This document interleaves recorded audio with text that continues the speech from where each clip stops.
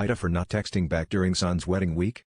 My stepson's wedding was last week and the week leading up to it was pure chaos, in a good way. We had a full house and other family in town. Plus we had the rehearsal dinner we put on for them. I'm also extremely introverted and this took a lot of energy, but I love him and sucked it up and had a great time. An old friend who I've never truly been comfortable around removed close. My stepson and daughter-in-law do not care for her and my teen doesn't as well. She wasn't invited to the wedding. She wanted to see my sister and aunt. My sister didn't want to see her and my aunt stayed only for 2 days. She texted me about 5 times that week. I just didn't have time to message back. BC I was busy and also BC it turns into a huge thing with her always.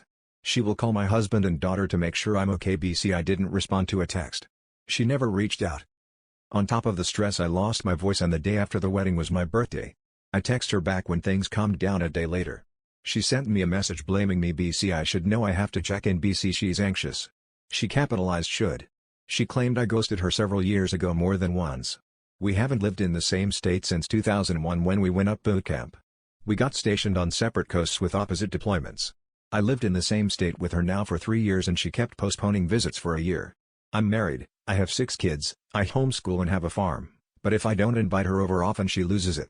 She is always seeking validation and is condescending in conversation by reminding us we cannot argue. BC she has a master's degree. So no, I grey rocked her response by saying thank you for letting me know how you feel. Meanwhile my next friend knew what I was dealing with and kept saying she loved me and it will all be great. I went several days without responding to her as well and she is fine. Now she wants you to talk, but she's also a therapist and I studied psychology and know the basics, which she uses. Plus my teen isn't comfortable with her anymore. She constantly criticizes our parenting but has no kids and not married. I'm just tired.